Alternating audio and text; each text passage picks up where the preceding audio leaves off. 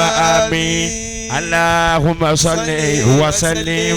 Ó yá ẹ máa wí gbogbo wa pátápátá. Ala sayyidina Muhammadin sallallahu alayhi wa sallam. Salatan tuhabibu biha ilayya libadata wal hasanat. Ó yá ìlànà ẹ̀wí. Wàtúnà kébìyà.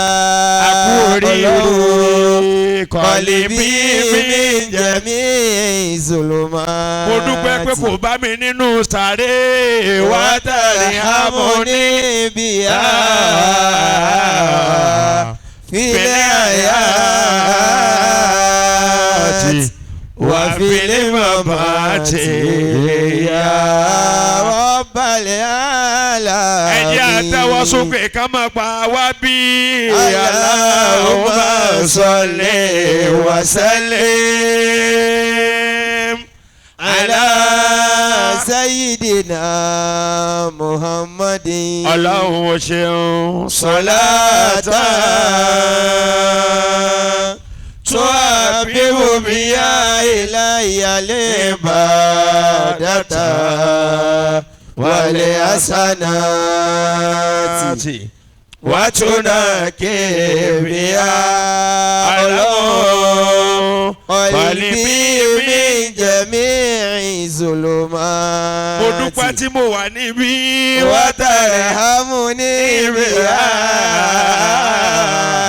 fílẹ̀ àyàtì wà fílẹ̀ màmátì yà Rabbal alamin. Ta ló yẹ ká ṣàṣàlátù fún? Sallallahu alayhi wa sallam. Ẹ yòówù ànábì dáadáa. Sallallahu alayhi wa sallam. Kò màmá sẹ́ni tá ò ṣàṣàlátù fún. Káríyọ́lá Muhammadula sàlátù yẹ. Ta ló yẹ ká ṣàṣàlátù fún? Ó yẹ ẹ máa kí Ọlọ́run. Kò sẹ́ni tá ò ṣàṣàlátù fún. Káríyọ́lá Muhammadula sàlátù yẹ. Ta ló yẹ ká ṣàṣàlátù fún? Kò sẹ́ni tá ò ṣàṣàlátù fún. Káríyọ́lá Muhammadula sàlátù yẹ. Ó yẹ ta ló yẹ ká ṣàṣàlátù fún? Ìbéèrè ni mo bí yín. Kò sẹ́ni tá ò ṣàṣàlátù fún. Káríyọ́lá Muhammadula sàlátù yẹ. Ta ló yẹ ká ṣàṣàlátù fún? Salatu Zatiya 153 million a bẹ̀rẹ̀ ní ọjọ́ Thursday a parí ẹ̀ ní ọjọ́ Thursday ẹ̀yùnbó anabi Muhammad Sallallahu alayhi wa sallam. all over the world oníkàlùkù wá sí Allahumma salli ala Muhammad wa sallim. Sallallahu alayhi wa Tẹ́ ẹ sallam. bá pàdé jama alihuda àbí Muhammad Rasulullah ẹ bá tẹ̀sùbá kan lọ́wọ́ wọn gbogbo ẹ̀yin tẹ́ ẹ ṣẹjọ́ ìní wa lónìí tẹ́yìn wá gba kútúbà tó o bá ti rọ́ ma alihuda kan wà á bá tẹ̀sùbá kan lọ́wọ́ rẹ̀ kí la fi ń ṣe Allahumma salli ala Muhammad wa sallim.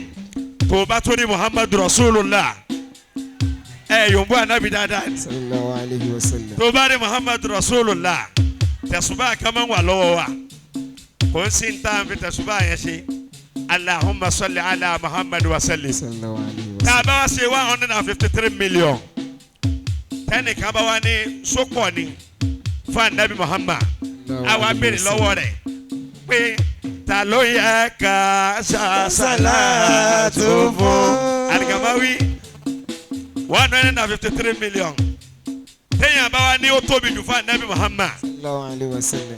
ṣé bàbá rẹ̀ ló wá wọ́ọ̀tì pé ká fún nírú àṣàlátù yẹn? Kò sẹ́ni tá ó ṣàṣàlátù fún. Káríyọ́lá Muhammad lula salatu yẹ ta ló yẹ ká sa salatu mo fọlọ́run búra kò sẹ́ni tá ó sa salatu. Ariola Muhammadu la salatu ye. Paribalaga risalata Anabiya Muhammad. Oya Muhammadu. Anabiya Muhammad. Paribalaga risalata Anabiya Muhammad. Muhammadu. Anabiya Muhammad. Ajabani kalamuka Anabiya Muhammad. Muhammadu. Anabiya Muhammad. Situna wa salasata Anabiya Muhammad. Muhammadu. Anabiya Muhammad. Oya oni salafi alakida Anabi salogawa. Muhammadu. Ọlọ́run fi ṣàánú wa. Fàdíríyà tó ń lu bàndírè Anabi salogawa. Muhammadu. Ọlọ́run fi ṣàánú wa. Tìjàníyà tó ń ṣe àìlànà Anabi salogawa. Muhammadu. Ọlọ́run fi ṣàánú wa. Anabi sọlù alẹ́ salawatullahi alayhi. Anabi sọlù alẹ́ salawatullahi alayhi. Anabi sọlù alẹ́ salawatullahi alayhi. Anabi sọlù alẹ́ salawatullahi alayhi. Nimatullahi alayhi barakatullahi alayhi. Anabi sọlù alẹ́ salawatullahi alayhi. Dààmú púpọ̀ nítorí ẹ̀sìn yìí. Gbogbo àwọn ẹlẹ́bọ ṣe bọ́tà rẹ̀ ní. Àwọn káfíìrì náà ṣe bọ́tà rẹ̀ ní. Ànábì wọ́n bá wọn sọ̀rọ̀ pẹ̀lú àlàyé. Àwọn káfíìrì náà nábà fàdà yọ. Wọ́n làwọn ó gbàgbé rẹ̀ torí. Ó yá ebi tó pa Muhammad. Nítorí ẹ̀sìn ni.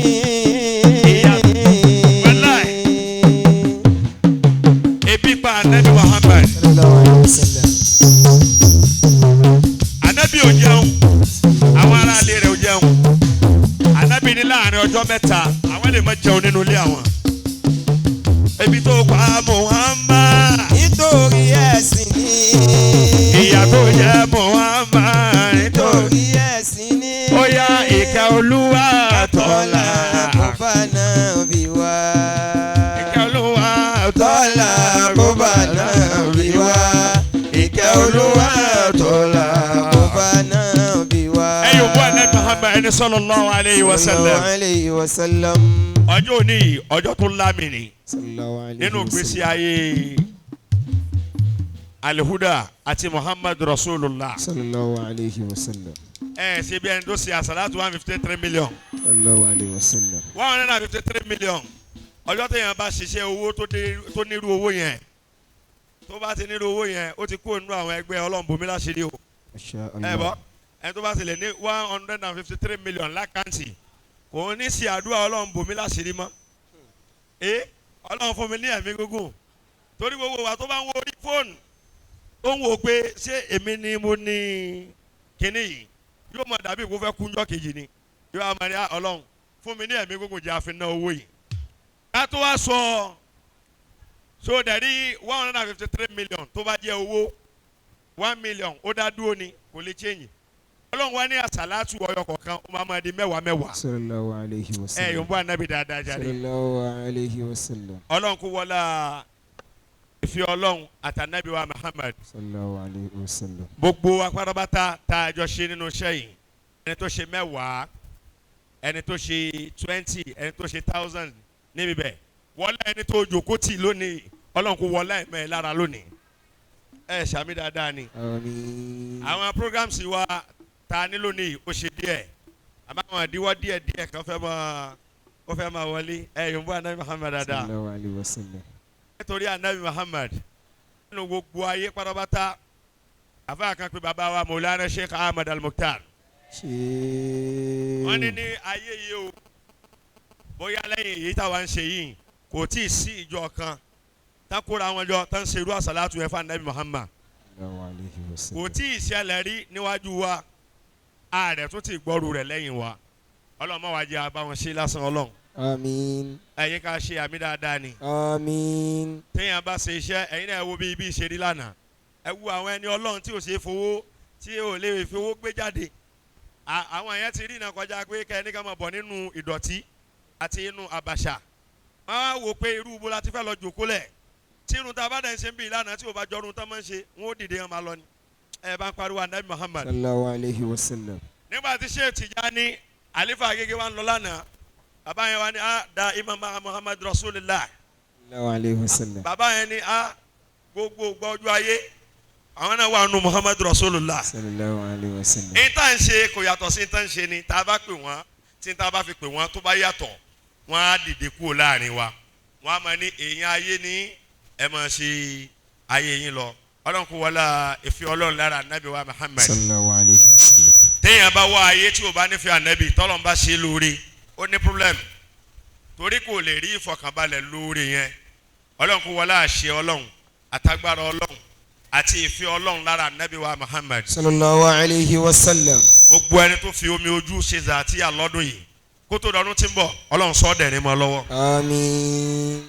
ẹ ṣe àmì ẹ jẹ́ kó lọ sókè dáadáa. àmín. àwọn èèyàn ń bọ̀ lóríṣiríṣi bílù ṣe rí ní last year a ṣe zàtíyà wa 153 million àmọ́ irú ọjọ́ òní ọlọ́run fún wa ní yọ̀ǹda yìí ní last year. ẹ gbọ́ a ṣe ó pé pérépéré àmọ́ ọlọ́run nígbà tó ka pé ọjọ́ kútùbà zàtíyà ọlọ́run ní ara kò sí kútùbà ní last year níta gbangba. àmọ́ nígbà tó di this year a bẹ̀rẹ̀ rẹ̀ èyí tó ṣẹlẹ̀ èyí tó fẹ́ repeat ara ẹ̀ àmọ́ ọlọ́run wa ní ara àwọn alásàlátù wọn kì í fẹ́ẹ̀lì lójoojúmọ́ bó bá ṣe yòówù kó rí a máa jòkó a máa péjọ lọ́lọ́run fi kó wa jọ lónìí báyìí ọlọ́run kó wọlá bí àsàlátù yẹn ṣe tó lọ́dọ̀ ànábì. sallallahu alayhi wa sallam. àti ibi tí ànábì sùn sí nílùú Madina. sallallahu alayhi wa sallam. sórí ibi tó tẹ́kẹ̀rẹ́ sí má ṣe bí ibi rọ́ọ̀dọ̀ ànábì má ṣe ṣe bẹ̀ nìyẹn níbi náà sí ànábì lórí green kìíní báyìí náà sí ànábì sí. nígbà tí COVID-19 ṣẹlẹ̀ ìmáàmù Sudais tó máa ń kírun nínú haram ó wá lọ sanitize ẹ bá yòówù anabi Muhammad. sallallahu alayhi wa sallam. ẹni sallallahu alayhi wa sallam. sallallahu alayhi wa sallam. ìmáàmù Sudais ó fi nose mask símú ó wá lọ síbi sàárè anabi. wọ́n anabi. ó wá ń sanitize ẹ báyìí kí ni táwọn sanitize ẹ àfáà kan wà ní Cairo nínú àwọn táwọn máa ń jírí anabi ní gbogbo gbà ẹ yòówù anabi dáadáa àfáà yẹn wà ní Cairo báyìí àfáà yẹn wà ní la ilaha illallah ó sọ ọ̀rọ̀ ọ̀bànújẹ́ sí Abdulrahman Sudais ìmáàmù nu haram gẹ́gẹ́ ni o ó ní ìwọ ìmáàmù nu haram ó ní aṣọ ń kírun fáwọn mùsùlùmí ọ̀rí náà ẹ yòówù anabi sallallahu alayhi wa sallam. ọ̀rọ̀ yẹn nígbà tí COVID-19 ṣẹlẹ̀ ní last year tó ṣẹ̀ṣẹ̀ ṣẹlẹ̀ ó lágbára gan yẹn ó ní ìwọ Sudais ó ní ibi tọ́lọ́ ń pè ní tànàbí sọ pé máa báyìí náà mi ń bá rí wà bẹ́ẹ̀ tì rọ́ọ̀dọ̀ tún mí rí àdìjánà ànábì ní láàrin inú ilé mi báyìí àti rọ́ọ̀dọ̀ èmi ànábì ní àlùjánà wà láàrin bẹ̀ ó ní Sudais wa lọ́n sanitize inú àlùjánà. la ilaha illallah.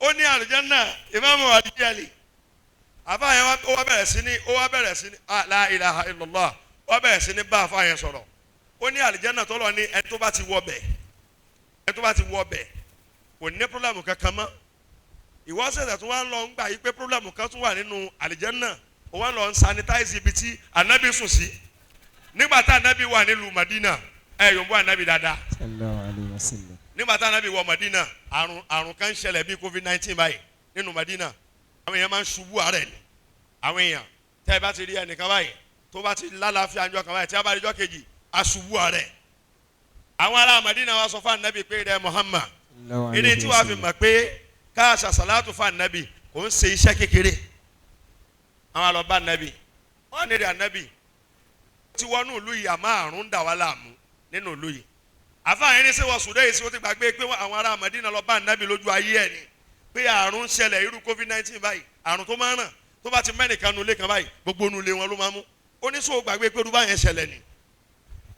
àwọn lọ bá nàbì àwọn ká nàbì bẹ̀ lọ́hùn kí gbóná yẹn kó ní jáde ìgbóná yẹn wá jáde ànábì wa bẹ̀ lọ́hùn ànábì wa ní látòní yìí lọ inú Madina ìgbóná àti wàhálà kankan ò gbọ́dọ̀ wọ inú Madina yìí wá mọ́. nígbà tá ànábì wa ṣe àdúrà yẹn Aisha wa sùn yòǹbó ànábì dáadáa oorun tí Aisha wa sùn níjọ́ kejì Aisha wa rí obìnrin kan gbogbo àìsàn rí pé tí bàbá wa Sheikh Al-Mukhtar tá máa ń ṣàdúrà fún wa wọ́n á ní ẹ̀mí àìsàn burúkú ẹ̀mí gbogbo nǹkan tọ́lọ́ máa ń dá tó máa ń níyàn lára ẹ̀mí ni gbogbo wọn bí èèyàn. Aisha wa rí obìnrin kan Aisha lọ bá nàbí òun rí obìnrin kan olóbìnrin yẹn olókàyìn sí Madina olówó tú irun orí rẹ̀ ó tú lẹ̀ yòǹbó ànábì dáadáa. sallallahu alayhi wa sallam. ṣáyìn náà máa irú àwọn tá máa ń tú irun kalẹ̀ ó ní obìnrin yẹn ó tú irun ẹ̀ kalẹ̀ báyìí kò dírun ó wá kàyìn sí Madina ó wá rìn jáde kó nu Madina ànábì ni n ti ń dà yín láàmú nínú ìlú yìí lónìí jáde yẹn bá yòǹbó ànábì dáadáa. afa yìí wá sọ fún Abdulrahman Sudais ó ní lójú ayé ànábì irú báyẹn ṣẹlẹ̀ ànábì tí irú báyẹn báláyé tí ò mú ó wá kú tán orí sàárì ànábì wọn lọ ń da sanitizer sí ibẹ̀ ó ní ọ̀dà ànábì mà ọlọ́run kó wọlá ìfẹ́ ànábì wa Muhammad sallallahu alayhi wa sallam. fídíò yẹn ó dùn gan orí àfa yẹn bó ṣe ń sọ ọ̀rọ̀ yẹn ó tó 1 hour Aidariya. tó fi ń sọ Aidariya. wàlá tó fi ń sọ ọ̀rọ̀ yẹn tó ń tò léra wọn báyìí Sudais gan mo wà very sure pé tó náà bá gbọ́ òun náà mọ̀ pé ó dàbí pé àdá ànábì yìí mà bó ṣe tó. Allahu Akbar. ó ní wàá sí wọnú àlìjẹ́nà tọ́lọ̀ ní gbogbo òṣòro ara yín wọn á kọ́ lọ wẹ̀yìn pẹ̀lú omi káwùsàr kẹ́ẹ̀tù wọnú àlìjẹ́nà. ànábì dẹ̀ ní láàrin mi ń bà rí mi sí ibi tí mo sùn sí àbàtà àlìjẹ́nà wà ń bẹ̀ ó sì wá dogun ẹ̀ ń gbé sanitizer lọ sínú àlìjẹ́nà àbí sànábì kúrọ́ fún wa ni ọlọ́run kú wọlé ànábì wa Muhammad wájú ọlọ́run gbogbo àwọn níta fi béèrè lọ́dún yìí ọlọ́run kò fi lé wa lọ́wọ́. Àmín. ẹ jẹ́ ká ṣàmì dáadáa. Àmín. ẹni tó fi béèrè ọmọ ọlọ́run kò fún lọ́mọ. Àmín. ẹni tó fi béèrè iṣẹ́ ọlọ́run kò fún ní iṣẹ́. Àmín. ẹni tó fi béèrè àánú ọlọ́run kò fún ní àánú ọlọ́run. Àmín. gẹ́gẹ́ bí bàbá wa ṣe ṣàlàyé fún wa ṣèkà tó bá wa àwọ̀ inú àṣàlátù inshallah as a short àṣàlátù nísìnyí bá a ṣe máa ń ṣe ká tó bẹ̀rẹ̀ program wa ẹ rí i pé hailala lánàá zikiru hailala òun là kí n ṣe àṣàlátù bẹ̀rẹ̀ la máa bẹ̀rẹ̀ òun bá a ṣe máa bẹ̀rẹ̀ rẹ̀ àmúni a ṣe àṣàlátù ìmáàmù wa Al-Gamawi Masha Allah. wọ́n bẹ̀rẹ̀ àṣàlátù fún wa tá máa bẹ̀rẹ̀ àṣàlátù fún wa bàbá wọlé lágbára ọlọ́run bọ́rídà wà lónìí ìtaaka bọ́rídà yòówù anabi Muhammad bọ́rídà tá a máa ń kà yẹn torí bọ́rídà gẹ́gẹ́ òun ló máa ń jíjà wa tá a fi máa bẹ̀rẹ̀ zàtíyà níjọ́ tá a bá ń ṣe bọ́rídà dé kò sẹ́ni tí a ní òun ò ní ṣe zàtíyà àyè bẹ́ẹ̀ kọ́ àmìrà àjọjò kó ní bọ́rídà ti tọdún yìí ni mọ̀sẹ̀ ní ká má jáde síta tó nínú yàrá à ń làágùn lórí báyìí odidi bọ́rídà kan a kà á tán tó bá débi táwọn afáàyàn ti ń sọ̀rọ̀ tó bá yà kò ní pè ọlọ́mọ a máa wá pè ànábì. sallallahu alayhi wa sallam. yòǹbó ànábì dáadáa. sallallahu alayhi wa sallam. àbọ̀ ní bọ́rídà ó dà nìkan ó ní yá ashrafal khalqi ó ní kí ni mo ṣe fọ́lọ̀ gan tó fẹ́ mú mi wọ náà ó ní ìrì ọlọ́run ìrì ànábì má lè mọ́ni alóòzù bìyì tá a mo fẹ́ lọ pè sọ́lọ́run gbogbo orú àwọn ọ̀rọ̀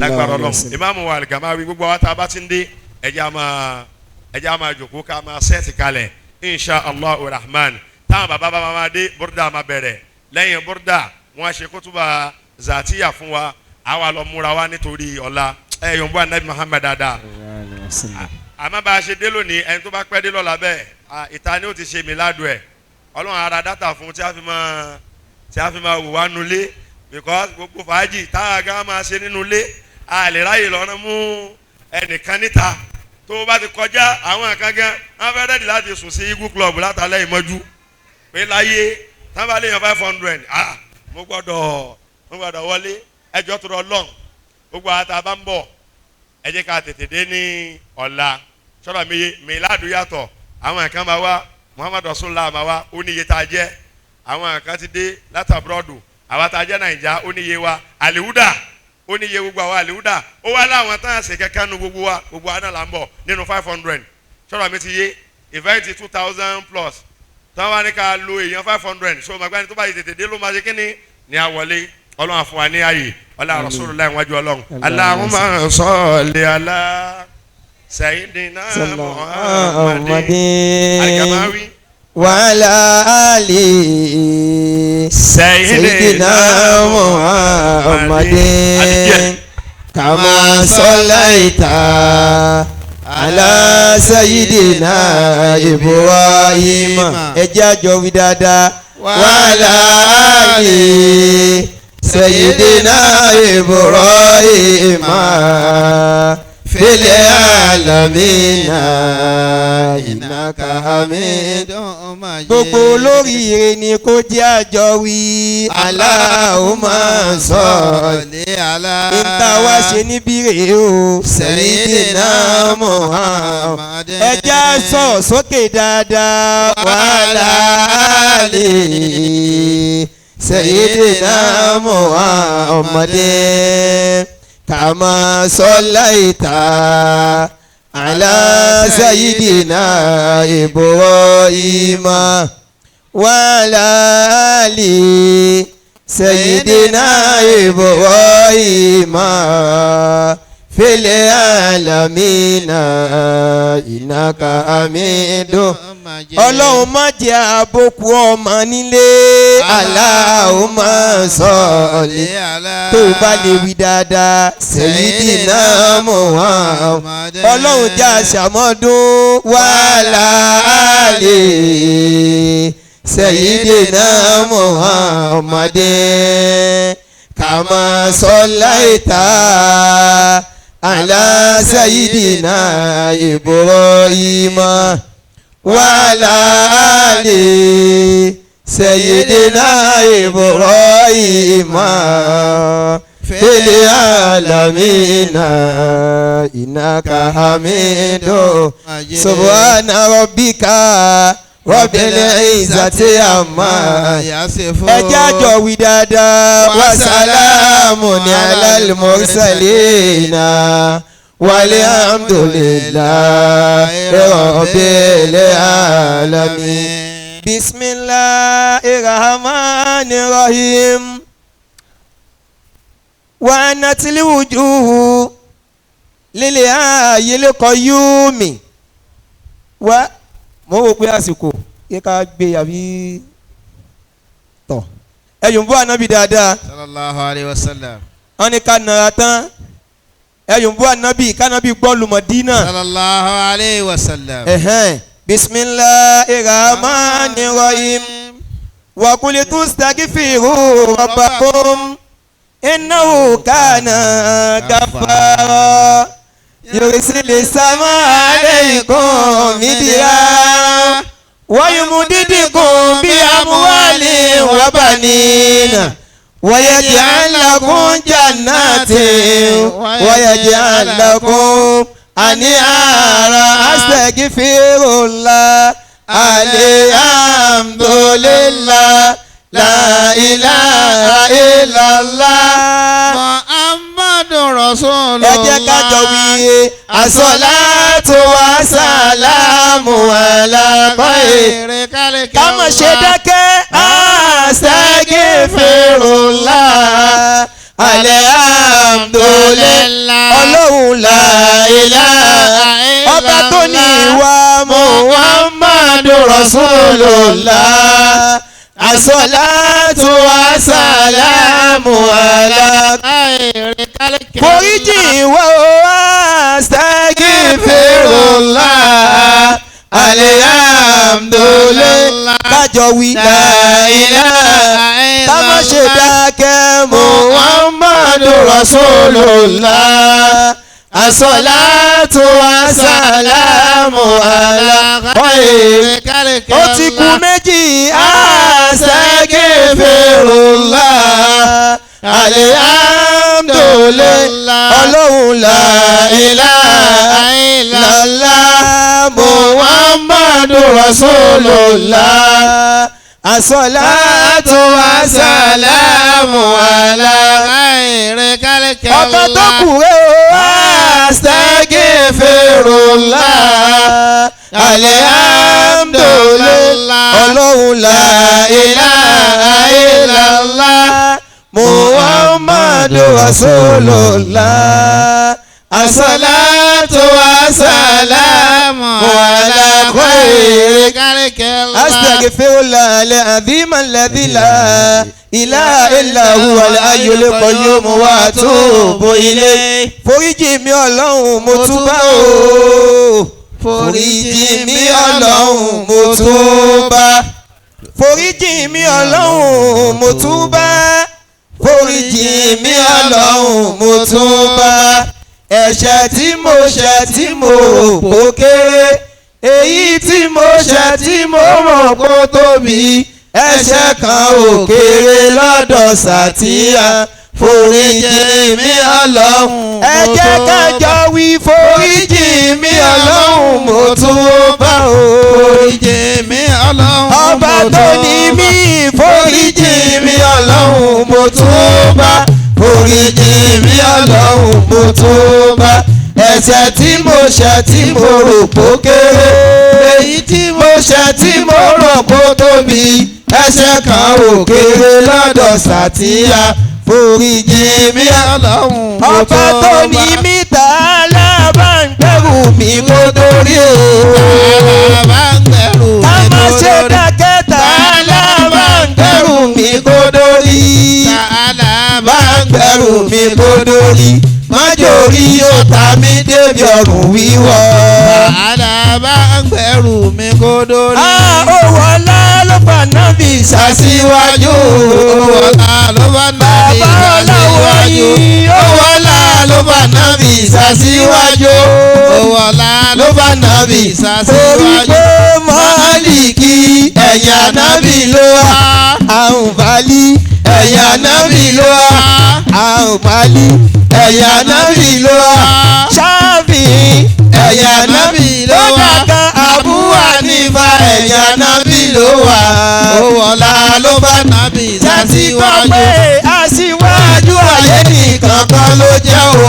aṣíwájú ayé nìkan kan ló jẹ́. Muhammadu aṣíwájú ayé nìkan kan ló jẹ́.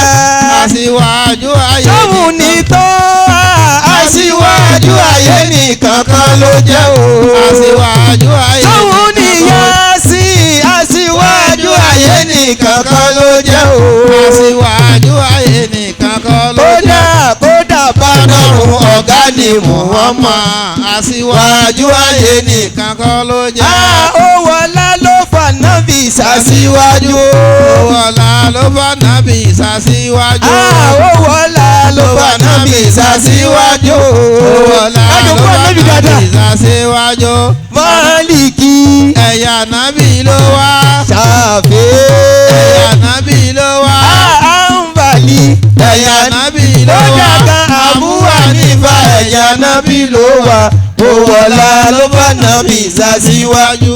má fi rírí ànábì pa mí lẹ́kún. má fi rírí ànábì ọba pa mí tó ní lẹ́kún. mí má fi rírí ànábì pa mí lẹ́kún. má fi rírí ànábì ó pa máa mí ń bẹ̀ lẹ́kún. ẹ́ o má fi rírí ànábì pa mí lẹ́kún. má fi rírí ànábì pa mí lẹ́kún. ànábì tá ò rí ta oúnjẹ rán ẹ. má fi rírí ànábì pa mí ó lẹ́kún. yàtá ni ó torí ànábì gbàládá. èmi torí ẹ̀jẹ̀ mọ́ ànábì ilókè. ó yàtá ni ó torí ànábì gbàládá o. èmi torí ànábì gbàládá. ó yá ká mi sọ́tún tún mi sósì. àníṣe ká mi sọ́tún tún mi sósì. táyọ̀ kọ́ máa dé ká gbogbo mọ̀ọ́mọ́ ká lè torí ànábì gbàládá. àníta ni ó torí ànábì gbàládá. èmi àtòrí ànábì gbàládá. àníṣe ká ni ó torí ànábì gbàládá o. èmi àtòrí ànábì gbàládá. ó yá ká mi sọ́tún tún mi sósì. ká mi sọ́tún tún mi sósì. ká gbóhùn sókè ká yòókó Muhammad ká lè torí ànábì gbàládá. èmi ó torí ànábì gbàládá. àtòrí ànábì ẹ̀wì gbàládá. dáadáa máa torí ànábì gbàládá o. èmi àtòrí ànábì gbàládá. màmí sọ́tún máa tún mi sósì lọ́wọ́lẹ̀. màmí sọ́tún tún mi sósì. máa gbóhùn sókè máa yòókó Muhammad èmi àtòrí ànábì gbàládá. àlùbáríkà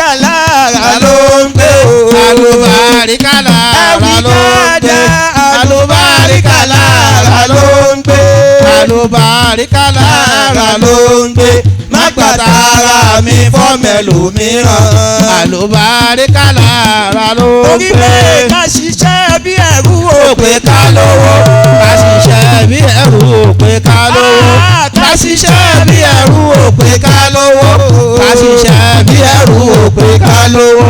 ìbùkún Olúwa ní múnilá. ká ṣiṣẹ́ bí ẹrú ò pé ká ó lówó. dá má pàdé mi. má pàtì kó wá o. má pàtì mi má pàtì kó ó wá. yá má pàdé mi. má pàtì kó wá o. má pàtì mi má pàtì kó wá. ọmọ tó lábùn mi táyé mọ̀ mí mọ́. má pàtì mi má pàtì kó wá. ọmọ tó lábùn mi táyé mọ̀ mí mọ́. má pàtì mi má pàtì kó wá. àforíjì mi Ọlọ́run mo túbà. foríjì mi Ọlọ́run mo ká sì túbà. foríjì mi Ọlọ́run mo túbà. foríjì mi Ọlọ́run mo túbà. ẹ̀ṣẹ̀ tí mo ṣẹ̀ tí mo rò pó kéré. èyí tí mo ṣẹ̀ tí mo mọ̀ pó tóbi. ẹ̀ṣẹ̀ kan ò kéré lọ́dọ̀ Sàtíyà. foríjì mi Ọlọ́run mo túbà. Allahumma inna li zunuban fi ma bayni wa baynaka. amina. wa zunuban fi ma bayni wa baynaka likika. àmín. Allahumma ma kana laka minha faghfirhu. àmín. wa ma kana minha likalikika fata'ammalu anni. àmín. wa agni li bi fadlika. innaka wasi'ul maghfirati. innaka ala kulli shay'in qadir. subhana rabbika. rabbil izzati amma Oya jáwé dáadáa. wa salamun alal mursalin.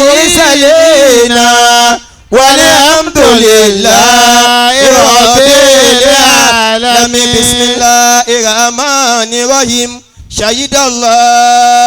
shahidallahu Allah. annahu la ilaha illahu wal malaikatu wa ulul ilmi qa'iman bil qisti la ilaha illa huwal azizul hakim fa'lamu annahu la ilaha illa allahu la ilaha illa Allah. allahu la ilaha illa Allah. la ilaha illa Allah. la ilaha illa Allah. la ilaha kàbọ́dà sátì àsìmọ́ la òun ilaha illa Allah.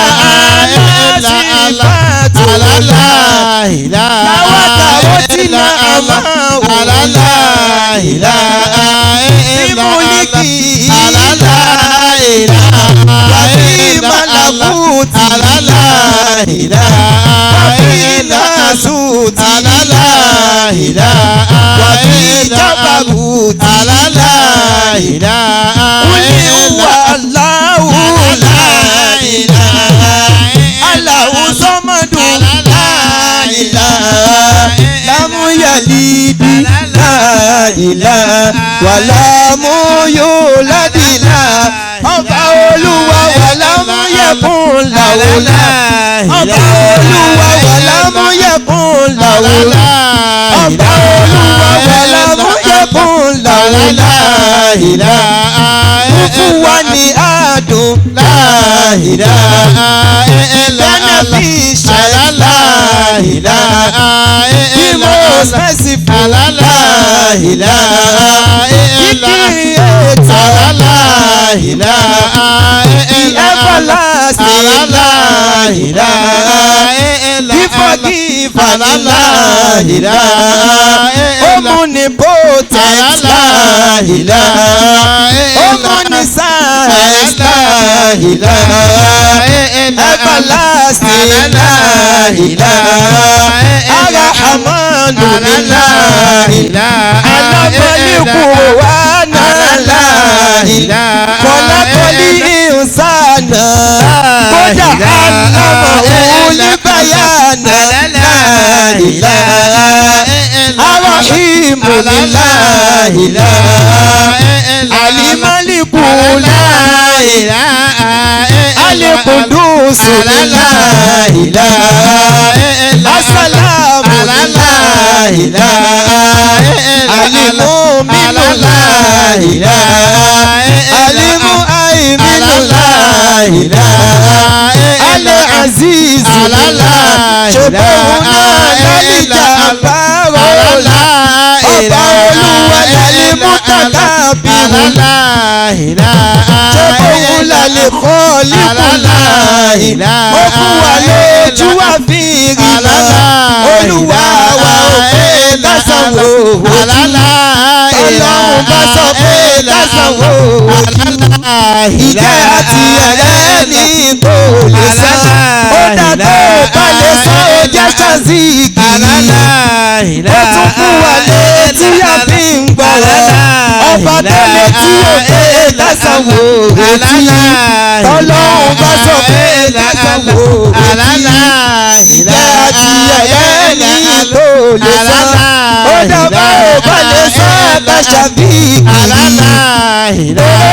orí olúwa mi tó ń lajú afọ́jú bó ṣe bá láwùjẹ lájàlá lónìí ta ló tún lè jí àwọn òkú dìde bó ṣe bá láwùjẹ lájàlá lónìí ta ló tún lè fún wọn láyé ní lówó bó ṣe bá láwùjẹ lájàlá lónìí ta ló tún lè sọ àgbàdo lọ́mọ bó ṣe bá láwùjá lájàlá lónìí láìlá àlìádù láìlá olóògùn kò lọ bàbá kò bímọ ẹnìkan òbí olúwa lọ́ba tó dá dúró ọlọ́run tí ò gbára lẹ́nìkan agbókọ̀ ọjà òkú ṣùgbọ́n lábẹ́rú ẹ̀bí ojú ọlọ́run lọ́ba tí ń jẹ́ èmi lè ní alágbára tó kọjá bẹ́ẹ̀ láìlá asọ́mọdù láìlá ọba tó ń wọnú kàní àwọn ọkùnrin ń wọnú kọ́lẹ́ aláwọ̀ obìnrin ń wọnú kọ́lẹ́ ẹni tó ti lówó ń wọnú kọ́lẹ́ àwọn táwọn tí ní ń wọnú kọ́lẹ́ ẹni tó ti kọ́lé ń wọnú kọ́lẹ́ àwọn táwọn tí kọ́ ń wọnú kọ́lẹ́ ẹni tó ti lọ́kọ̀ ń wọnú kọ́lẹ́ àwọn táwọn tí ní ń wọnú kọ́lẹ́ jọ̀wọ́ dàkún wá ronú kàwálà jọ̀wọ́ dàkún wá ronú kàwálà ìlà Allahu la ilaha Allahu la ilaha Allahu la ilaha Allahu la ilaha Allahu la ilaha Allahu la ilaha Allahu la ilaha Allahu la ilaha adọ́tẹ́ wọ solú wà ní òsíjàdá òkà tí ní omi ti dẹ́ẹ̀dọ̀ ní ẹ̀jẹ̀ kájọ̀tẹ́ wọ ọ̀rọ̀ bàlá kátúndọ̀tẹ́ wọ àtúbọ̀tá aláwo máa rọ̀ bàlá látún sí ìdíkùlù bàlá bàdà ìsíyàdà ìbàdà olúwa wà ábùlà nàlá nílàdún tààrà màlá ìnáta tàlíwá àbùlà ṣèbóhùn wẹ́ ló fi mí ayé ó bẹ̀ẹ́ ọlọ́run dàkún má fàyè ọ̀mí ó bẹ̀ẹ́ ọlọ́run dàkún má fàyè àwa má fọmọ táwa bí dààmú àwa má fọmọ táwa fẹ́ dààmú má fàyà táwa fẹ́ dààmú àwa má fiṣẹ́ táwa fọ́ dààmú àwa má fọwọ́ táwọn ṣe dààmú àwa má fọjà táwọn dààmú ẹ̀yìn má fiwé tí a dé dààmú àwa sì má fi kéwú táwa dé dààmú àwa gbogbo ẹni tó ń iṣẹ́ pèsè iṣẹ́ alálùbáríkà fún gbogbo ẹni tó ń sunkún ọmọ pèsè ọmọ alálùbáríkà fún gbogbo wa là ń rojọ́ owó wọ́n ṣòwò tí ó pọ̀ fún wàhálà owó tí ó yọ ọ̀tá lẹ́nu láì Allahu la ilaha illallahu la ilaha illallah Muhammadun Rasulullah sallallahu alayhi wa sallam. Èmi ò rí wọ́ ọlọ́run èyí rí ọba tó tó ọlọ́run ìyanu. Èmi ò rí wọ́ ọlọ́run èyí rí ọba tó tó ọlọ́run ìyanu.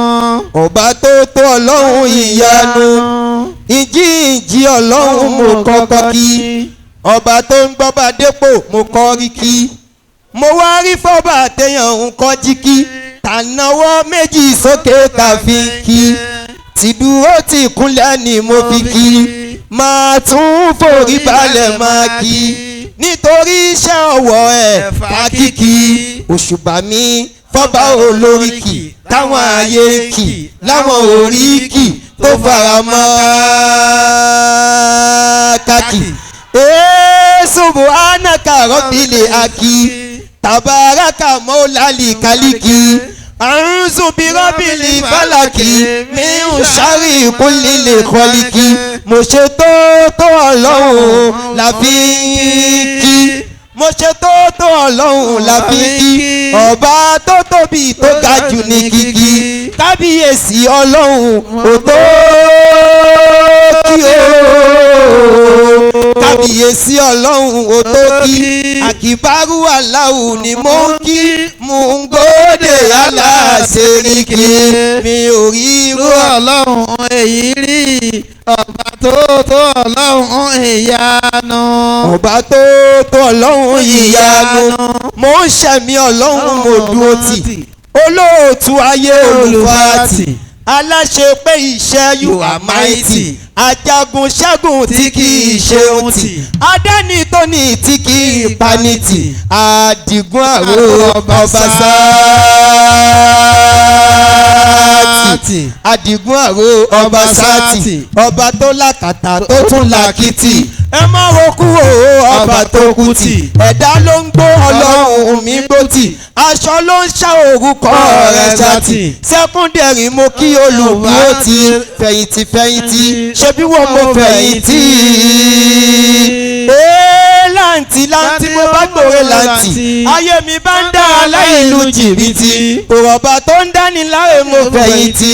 Ọ̀tá tó fẹ́ ìráre lójú àtì. Èmi á máa gbádùn lọ tí.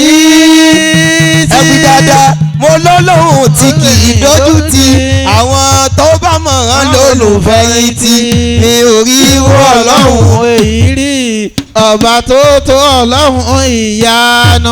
Ọba tó tó ọlọ́run ìyanu. Kábíyèsí mo kálá fi lọ́run. Ọba aláṣẹ láyé àti lọ́run. Kò má sí irú ọlọ́run àfọlọ́run. Kò sẹ́ni náà tó tún lè tọ́lọ́run. Lẹ́yìn ọlọ́run mi àyàfọ́ ọlọ́run. Apàṣẹ nílẹ̀ yìí apàṣẹ lọ́run. Asọ̀rọ̀ mátàṣe màá lọ lọ́run. Ó dókè méje ẹwà mi ọlọ́run. Ilẹ̀ jẹ́ méje èèmọ̀ lọ́lọ́run. Ọjọ́ ayé wa méje èèmọ̀ lọ́lọ́run. Tàwáàfù méje là ń ṣe fọlọ́run. Méje ń ṣàfámọ̀rì wa fọlọ́run. Òdòmọ́ Ádámọ̀ òkun wa lóhùn.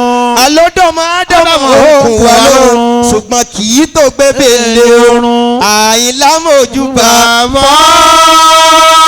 fọlọ́run. Àyìnlámọ̀júbà fọlọ́run. Kò sẹ́ni tó ní bùkátà tọ́ lọ́hùn. Ilẹ̀ pẹ̀lú ẹkùn rẹ̀ tọ́lọ́hun. Ilẹ̀ pẹ̀lú ẹkùn rẹ̀ tọ́lọ́hun. Àwọn èèyàn tó wà níbẹ̀ tọ́lọ́hun. Ẹranko tó wà níbẹ̀ tọ́lọ́hun. Gbogbo igi tó wà níbẹ̀ tọ́lọ́hun. Àwọn ẹranko tó wà níbẹ̀ tọ́lọ́hun. Ẹni lówó tó wà níbẹ̀ tọ́lọ́hun. Ẹni tí ò ní tó wà níbẹ̀ tọ́lọ́hun. Ẹni ìkọ́lé tó wà níbẹ̀ tọ́lọ́hun. Àwọn tán òkọ tán wà níbẹ̀ tọ́lọ́hun. Ó dá mo wọ́n pẹ́ dá èmi máa mọ́ lọ́hùn o.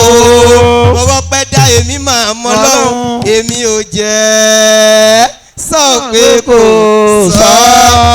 ẹ̀yin fún anabi dáadáa. sallallahu alayhi wa sallam. subhana rabbika. rabbil izzati amma ẹ̀jẹ̀ àjọṣe.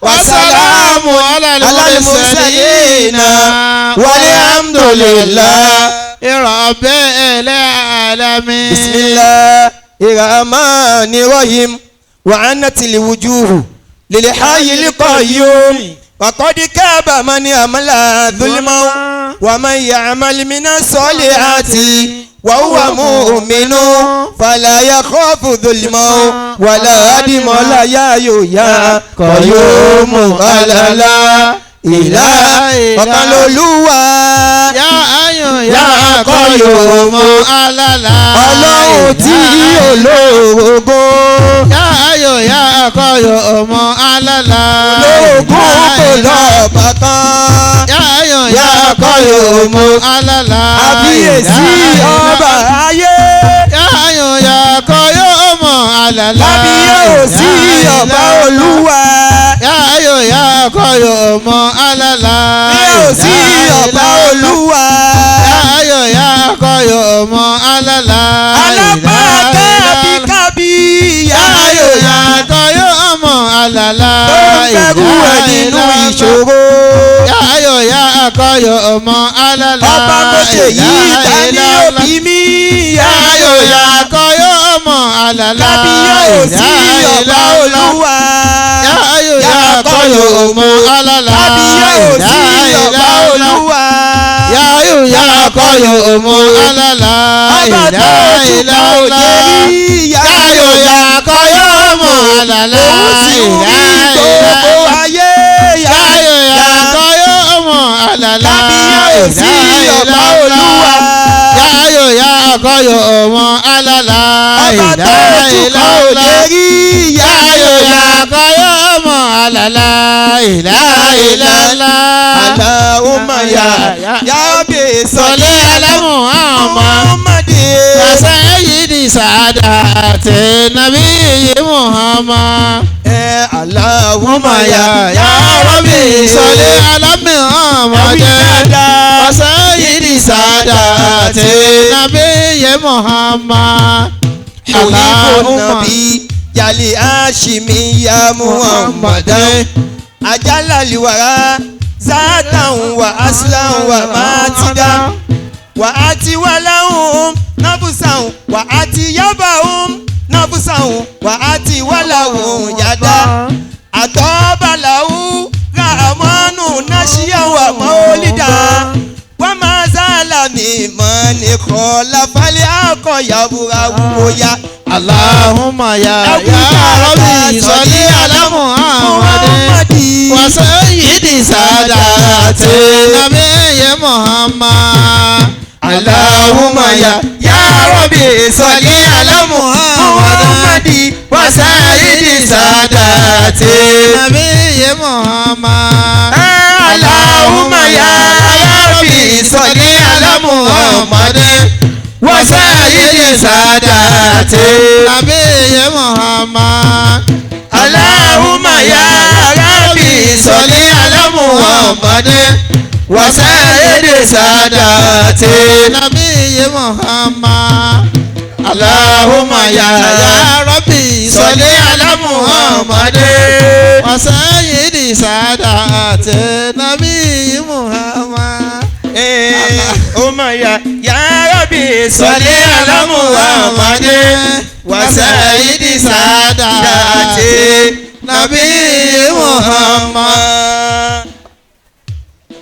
sallallahu alayhi wa sallam. sallallahu alayhi wa sallam. sallallahu alayhi wa sallam. ẹ̀yin bọ́ ànábì dáadáa. ká tó wọlé ní ẹnu ọ̀nà ń bẹ̀ yẹn wọ́n ní àwọn tí wọ́n yòǹbó ànábì ò tí ì dénú ọ̀lù yìí.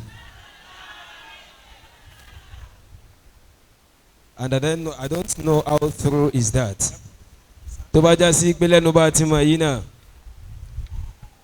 a tún máa yòǹbó ànábì dáadáa ẹni sallallahu alayhi wa sallam.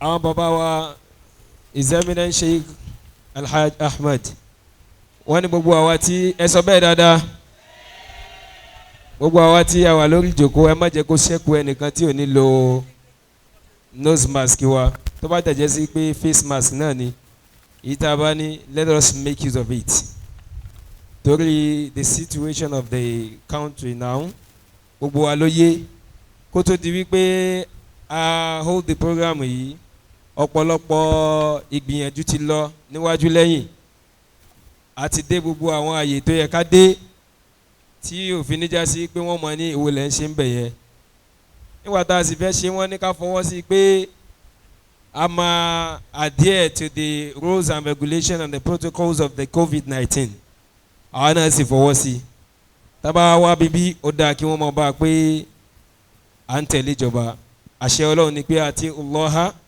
wa àti rasula wa ulul amri minkum ẹ tẹ̀lé ọlọ́run ẹ tẹ̀lé ànábì àwọn tá a bá fi ṣe lórí yín ẹ tẹ̀lé àwọn náà yín ní jẹ́ bí ó ti jẹ́ àwọn ìmáàmù wa tí wọ́n ti ń bá tí wọ́n ń tukọ̀ ètò yìí lọ ní àtàárọ̀ àánú ọlọ́run kó jẹ́ kí ó bá ẹnì kọ̀ọ̀kan wa ẹ ṣe àmì fún wọn jàmáà bí ètò náà ti ń lọ náà ni àwọn bàbá wa ti ń wò ní orí afẹ́fẹ́ as a matter of fact àwọn the amount of the people that are viewing it online are much more than the people inside the hall ọlọ́run kí ó ṣe dáadáa fún wa tọdún yìí tá à ń ṣe ọlọ́run mọ̀ ṣe ní àṣemọ fún wa Imam wa kún fọyà kún masha Allah nígbà tí ẹ̀ ń bá ètò lẹ́lẹ́kan ẹ̀ ń gbọ́ ọ̀rọ̀ tí ẹ̀ ń sọ ẹ̀ sọ̀rọ̀ bí tí wọ́n ti ń fliti tan sanitize àlùjànnà ọlọ́run kó ṣe wá pẹ̀lẹ́pẹ̀lẹ́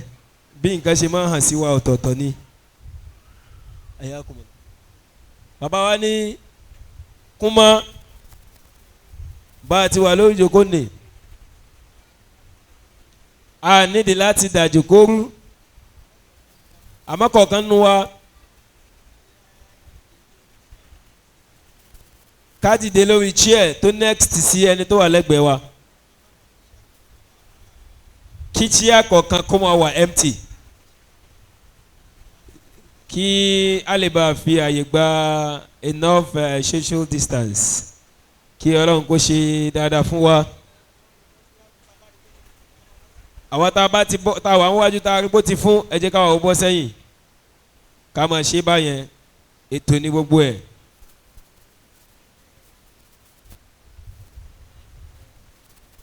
wọ́n ní ká máa ṣe báyẹn bá a ti ń ṣe yẹn náà kí ó mú ètò dání. sallallahu alayhi wa sallam. ṣé ó ti rí bẹ́ẹ̀?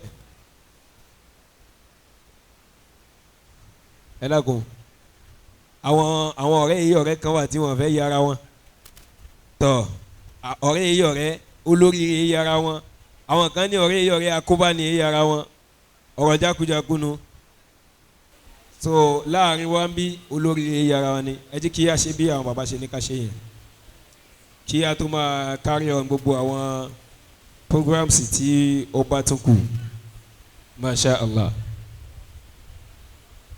èkó la wà mo mọ̀ pé àwọn jama kan náà tí ọkàn wọn ti wà ń bí so hold up ni ó mú àwọn ẹlòmíì as-salatu thumma salamu thumma salam. على محمد خير الأنام أو به الصلاة ثم السلام ثم السلام أجب على محمد خير الأنام الصلاة ثم السلام ثم السلام على محمد خير الأنام الصلاة ثم السلام ثم السلام الصلاة الأواشي على محمد خير الأنام. mo fẹ́ wo bẹ́ẹ̀ ṣe fẹ́ wọlé tí ò ní dà nǹkan rú ṣe mọ̀ pé pẹ̀lẹ́pẹ̀lẹ́ ni. as-salatu thumma salamu thumma salam. happy birthday. على محمد خير الأنام. الصلاة ثم السلام ثم السلام على محمد خير الأنام. الصلاة الصلاة الصلاة الصلاة muhyiddin الصلاة الصلاة ثم السلام ثم السلام على محمد خير الأنام.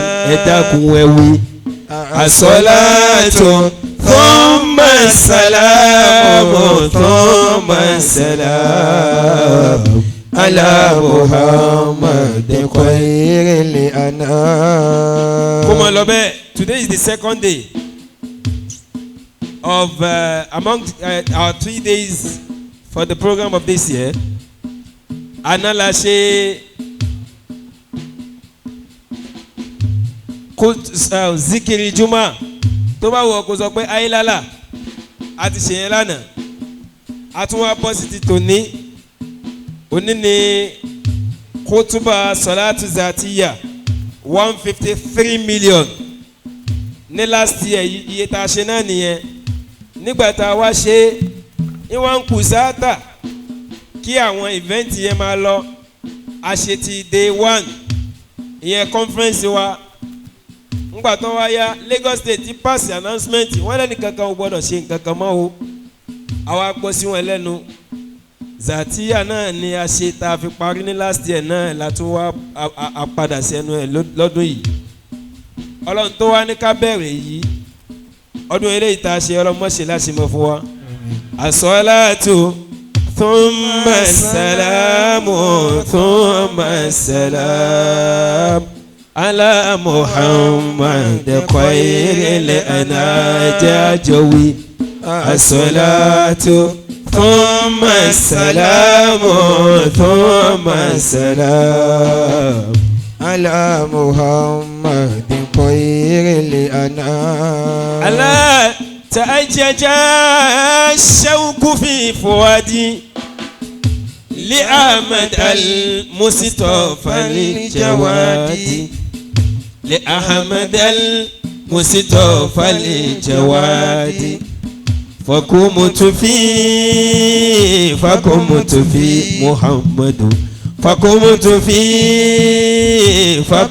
في olóríire فقمت في ẹni ọlọ́wọ́n فقمت في بابي أنادي يا سيدي يا رسول الله.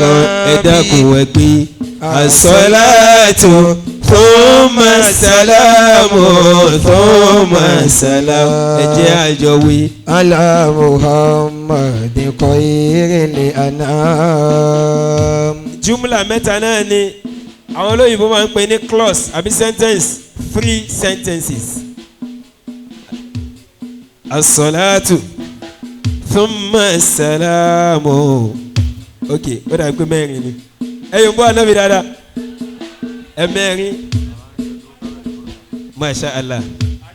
as-salatu thumma as-salamu thumma as-salam ala Muhammad khairil anam. ọ̀kan tó kúrè. as-salatu. a máa bẹ̀rẹ̀ búrúdà nísìnyí. salamu. bàbá wa Sheikh Ahmed El-Mukhtar bàbá olóríire. ala Muhammad khairil anam. wọ́n lá máa ṣe búrúdà láàyè. if you could remember àyè yìí náà láti máa ń ṣe búrúdà tí ó bá ti di pé Rabiul Awwal ti wọlé the first day of the 12th of Rabiul Awwal gbogbo wa máa ń kójọ ní àyè yìí àjọ kí ànábì àmọ́ lọ́dún yìí ọlọ́run ò ká dàá ká fi ṣe bẹ́ẹ̀ we did it but not as usual We rather did it online and it went well. Alhamdulillahi Rabbil Alamin. Bàbá wa ní lónìí kí a rí àwọn jàmáà káwọn náà rí wa kájọ jòkó kákàbúdà. As-salatu thumma salamu thumma salam. محمد خير الأنام الصلاة ثم السلام ثم السلام على محمد خير الأنام ألا إذا استغاث ثمرهم بموسى وجنس النبي عيسى وجنس النبي عيسى محمدي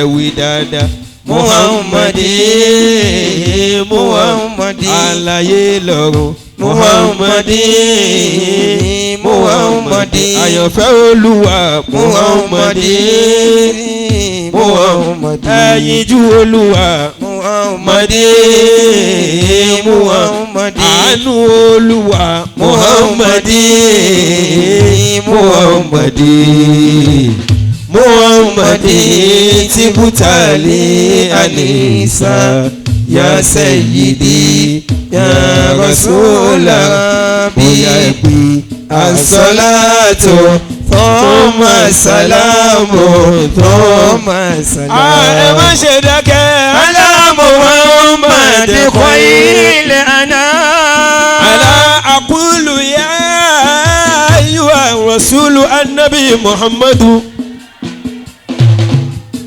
أقول يا أيها الرسول يا كاشف الكرب يا وسول يا كاشف الكرب يا وسول إلى مرامي متى الوصول يا سيدي يا رسول ربي الصلاة ثم السلام ثم السلام على محمد خير الأنام على النبي محمد مصطفى محمد مجتبى محمد مرتضى محمد طه ياسين مدثر مزمل رسول وصول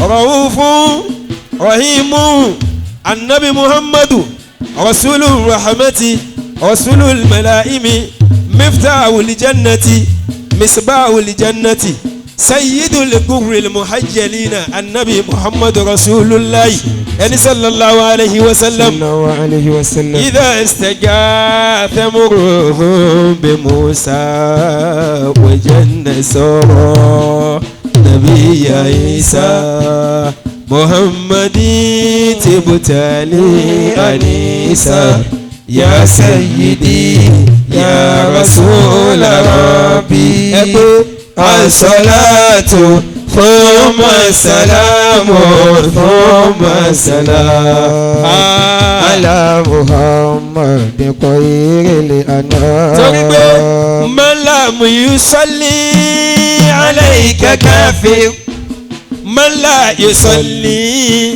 عليك كافر فإنه ظالم وفاجر فلن يرى فلن يرى فلن يرى فلن يرى فلن يرى عندك البشائر يا سيدي يا رسول ربي ويا الصلاة ثم السلام ثم السلام على محمد خير الأنام أما المصلي فهو السعيد أما المصلي فهو السعيد يحمده ربنا الحميد يكرمه الحب والعبيد يا سيدي يا رسول ربي الصلاة ثم السلام ثم السلام على محمد خير الأنام. ẹ̀gbọ́n mi náà ta ni ò ṣí pẹ̀ta bá dé kíyàwó mọ́. Muhammadu òun náà ni ó ṣì pé wá. àní ẹ̀gbọ́n mi náà ta ni ó ṣí pẹ̀ta bá dé kíyàwó mọ́. Muhammadu òun náà ni ó ṣì pé wá. onísàlàfí alákìyà anábìsà lọ́gá wa. Muhammadu lọ́lọ́run fi ṣàánú. onísàlàfí alákìyà anábìsà lọ́gá wa. Muhammadu lọ́lọ́run fi ṣàánú wa. onísùfí bá ń fa tẹ̀sùbá anábìsà lọ́gá wa. Muhammadu lọ́lọ́run fi ṣàánú wa. àníkọ̀dìrí àtòlùbàdìrí anábìsà lọ́gá wa. Muhammadu lọ́lọ́run fi ṣàánú wa. ṣẹ́gbọ́n bó ti já ní àtò ṣe àìlàlà anábìsà lọ́gá gbogbo wa. Muhammadu lọ́lọ́run fi ṣàánú wa. ó pé ẹ má ṣe jẹ́ wọ́n yà wá lọ́tọ̀ọ̀tọ̀ anábìsà lọ́gá wa. Muhammadu lọ́lọ́run fi ṣàánú wa. ẹ má ṣe jẹ́ wọ́n yà wá lọ́tọ̀ọ̀tọ̀ má ṣe jẹ́ wọ́n yà wá lọ́tọ̀ọ̀tọ̀ má ṣe jẹ́ wọ́n yà wá lọ́tọ̀ọ̀tọ̀ anábì náà lọ́gá gbogbo wa. Muhammadu lọ́lọ́run fi ṣàánú wa. ẹ má ṣe jẹ́ wọ́n yà wá lọ́tọ̀ọ̀tọ̀ anábìsà lọ́gá wa. Muhammadu lọ́lọ́run fi ṣàánú wa. torí pé àwọn jábá ní kìsọ́ọ̀lùkà anábìyà Muhammad. Muhammadu anabiya Muhammad. àwọn jábá ní kìsọ́ọ̀lùkà anábìyà Muhammad. Muhammadu anabiya Muhammad. adabani ayatuka annabiya Muhammad. Muhammadu anabiya Muhammad. ani atirobani kalamuka annabiya Muhammad. Muhammadu anabiya Muhammad. ajabani qisaluka annabiya Muhammad. Muhammadu anabiya Muhammad. ahsana bi kalamuka annabiya Muhammad. Muhammadu anabiya Muhammad. annabi qadaita fi ayatika annabiya Muhammad. Muhammadu anabiya Muhammad. sitina wa thalathata sitina wa thalathata sitina wa thalathata annabiya Muhammad. Muhammadu anabiya Muhammad. wa ishita baina yadriba annabiya Muhammad. Muhammadu anabiya òde ló di mọ́lẹ̀ o òde ló di mọ́lẹ̀ òde ló di mọ́lẹ̀ o òde ló di mọ́lẹ̀ o gbogbo ayé ló wà lókùnkùn òde ló di mọ́lẹ̀. Arais òde ló di mọ́lẹ̀ o Òde ló di mọ́lẹ̀. Fadimul Mukhtari Òde ló di mọ́lẹ̀ o. òde ló di mọ́lẹ̀ o gbogbo ayé ló wà lókùnkùn. Òde ló di mọ́lẹ̀. ṣé ẹ ti gbọ́ pé alágàlà náà yó alágàlà náà bí yó alágàlà náà bí yó alágàlà náà bí nínú gbogbo àwọn àgbà alágàlà náà bí yó. Alágàlà náà bí o. ẹ ṣeun alágàlà náà bí yó alágàlà náà bí yó alágàlà náà bí ànábì ọmọ àrìnà lọ́gà. Alágàlà náà bí o. àti pé ọ̀wú fúnra yìí mú Rasulu kẹrìmù. Rasulu kẹrìmù. Ọ̀wú fún ọ̀yìmù. orí sílẹ̀ òdà wàrà mọ̀ta lílé alámìnà o. òde lódì mọ́lẹ̀ o. òde lódì mọ́lẹ̀. òde lódì mọ́lẹ̀ o. òde lódì mọ́lẹ̀ o. gbogbo ayé ló wà lókòókò. òde lódì mọ́lẹ̀ o. ọlọ́run ìyá mi yá ṣe ìtọ́ni. ọlọ́run ìyá mi yá ṣe ìtọ́ni. ìyá mi yá ṣe ìtọ́ni o. ìyá mi yá ṣe ìtọ́ni o. ẹni ègbé ẹni ẹ̀kọ́. ìyá mi yá ṣe ìtọ́ni o. ẹ̀kọ́ òde lódì mọ́lẹ̀ o. òde lódì mọ́lẹ̀ o. òde lódì mọ́lẹ̀ o. òde lódì mọ́lẹ̀ gbogbo ayé ló wà lókòókò. òde lódì mọ́lẹ̀ o. ẹ̀yà sallallahu alayhi wa sallam. sallallahu alayhi wa sallam. akí bàbá wa maulana asheikh alhaji ahmad al-mukhtar bukari aláyìnlá àgbàlagbà ẹni ṣéwù bàbá tó tóbi tí ọlọ́run fi iṣẹ́ tó tóbi rán wọn bàbá tí ọlọ́run rí bí ó ṣe fẹ́ dá wọn kó tó gbé ẹrù ńláńlá lé wọn lórí àwọn yorùbá tí wọn dọ́lọ́ mọ̀ làwọn bá ní ọlọ́run rí ẹ bó ṣe rí ẹ ó tún wá gbé ẹrù àgbàlagbà lé ẹ lórí òun sọ pé ọlọ́run ò mọ tí ń ṣe nìyẹn bàbá wa apàdà sí ibú tí máa ń bá yàn tí wọ́n fi máa ní ọmọ rí ìtò tẹ́lẹ̀ gbogbo programs wọn dàrú ọlọ́run má dà kankan rúnu gbogbo ẹ̀. àmín. ọlọ́run tó ṣàlékún àánú. àmín. tó já sí wípé ní gbogbo ìgbà ní gbogbo ọdọọdún ló ń pọ̀ sí i. àmín. láàánú ọlọ́run yẹn ń pọ̀ sí i ọlọ́run má di ikú lára yín láyéláyé. àmín. ọlá àṣẹ àtagbára ọlọ́run wájú ọlọ́run. àmín. bẹ́ẹ̀ ṣe ń kó gbogbo ayé dájẹ́ ìmáàmù mi ìmáàmù street ni tí jama tójú street lọ́wọ́ bá ti tò lẹ́yìn rẹ̀ á dàrú ìmáàmù mi ìmáàmù state ìmáàmù mi ìmáàmù local government ìmáàmù mi ìmáàmù ayé tó já sí pé ìjọ tó bá wọ ẹ̀yìn rẹ̀ tí ò bá rí gbogbo ayé ìjọ yẹn gan ni ó máa wò wí pé ibo la fẹ́ kó yín lọ báyìí ọlọ́run má dàrú mọ́ yín lọ́wọ́ láyéláyé. àmín. ẹ tún ní ṣéwù lẹ́ẹ̀kẹ́sì tó lọ́wọ́ láàrin ìṣẹ́jú kan nísìnyí ìmáàmù àríṣekọ́lá ẹ̀kúṣẹ́ gbogbo gbà àtúnbẹ̀rẹ̀ sí ọdún yìí náà nìyẹn ọba tó ní kó máa yọrí sí gbogbo omi tó ń tẹ́ wa lọ́rùn jẹ́ àpàdé bẹ́ẹ̀ lálùjánnà bẹ́ẹ̀. àmín. ẹ bá ń ṣàmì dáadáa. àmín. Ar-Rais masha Allah Ar-Rais Muhammad Rasulullah ọlọ́run bá ìbàjẹ́ láyéláyé ọlọ́run yóò máa pọ̀ sí i masha Allah. ọ̀ya ẹ̀yọ̀ gbọ́ anábì kí ló mi ò nù dáadáa. ayọ̀ nísì. àwọn tí wọ́n wà ní ìlú èbó ẹ̀rù ń bà wá fáwa tí a wà Nàìjíríà ju àwa ara wa fúnra wa lọ.